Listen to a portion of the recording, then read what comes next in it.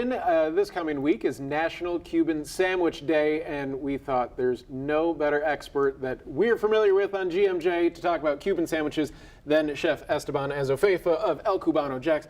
Thanks for coming in. We will get to a cooking demonstration in a little bit, but first we just wanted to talk with Estaban about the Cuban sandwich and what this means to you. So first, walk our viewers through, there's different types of Cuban sandwiches as well, right? Correct, Rich. So me growing up in South Florida, I've had my fair share of Cuban sandwiches. I moved to Jacksonville in 2012 and immediately noticed the lack of culture and just Latin foods in Jacksonville. So at that moment, I always had the vision of selling Cuban sandwiches and bringing that little bit of flavor to Jacksonville.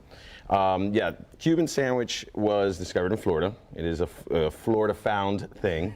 And actually, it was found in Tampa. There's a deep argument we're not going to get into right now of who has the better, or where did it start, the Cuban sandwich between Tampa and Miami.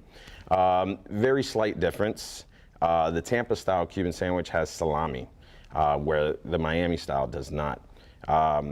In 2020, I started El Cubano Jax. I had got furloughed from my job and pretty much just got bored, Rich, and was experimenting and ended up buying a hot dog cart. Off that hot dog cart, I started going around to different areas in Jacksonville, bars, breweries, anywhere that I would be allowed to, especially with the pandemic and shutdowns that were going on at the time. I decided to sell Cuban sandwiches outside of bars, breweries, etc. I founded the business. I really wanted to bring, like I said, that flavor, that Latin flavor to Jacksonville, and I ended up going with a Tampa-style Cuban. I love salami. I love that version of the sandwich, and pretty much what we have here is the Tampa-style Cuban with the salami. Like you mentioned, August 23rd, this coming up Wednesday, is National Cuban Sandwich Day. And with that being said, at El Cubano Jax inside Lemon Street Brewing Company, for the first time, I'll be having both Cuban sandwiches, a Tampa style and a Miami style. We're gonna do a battle and see who wins this argument. Okay, so the stage is set for it as well. Correct. Now, you mentioned the hot dog cart, and guys upstairs, if we could put the hot dog cart up here on the monitor as well. I want you to take a look at this, Estaban, is just a little bit. So once we get the hot dog cart, here we have it on the screen, is there, you see the hot dog cart. When you see where you started to where you are now, betting on yourself, what goes through your mind? I'll be honest, it's still surreal to me. You know, like I said, I was just furloughed from my job and wanted to just, you know, showcase a little bit of my skill. A lot of people were just stressed out and everything with the times. And, you know, my first time selling the sandwich was May 9th, 2020. And if you can remember 3 years ago around that time, it was a scary time. Sure. And pretty much I bought the hot dog cart in aspects of, the first 3 times I took it out, I gave away the food. I didn't charge anyone. I just took tips and donations. And at that moment, after like my second event, I realized I think I'm onto something. And by then social media had taken off and people were hitting me up saying, hey, would you come sell your sandwiches here? And that's when I decided, okay, I think I'm gonna sell Cuban sandwiches until I go back to work, until they call me, you know. This furlough pandemic thing is only gonna be a couple months. That turned into a couple years.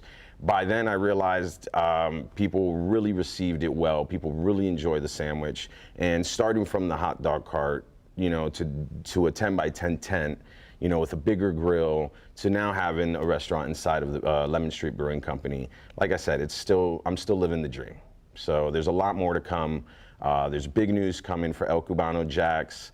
A little bit of an expansion we won't talk about just yet. Okay. But yeah, follow us and you know, stay with us, and we got some surprises coming soon. Well, until that big news happens, you can catch El Cubano Jax at Lemon Street Brewing. I'm fascinated by everything with your story and how things have taken off. And I'd be remiss if I didn't say we're grateful for all the time that you've given us here on GMJ. And again, we will have a cooking demonstration in a little bit. I'm curious though, word of mouth is a weird sort of animal, as it were. And you are big on social media as well.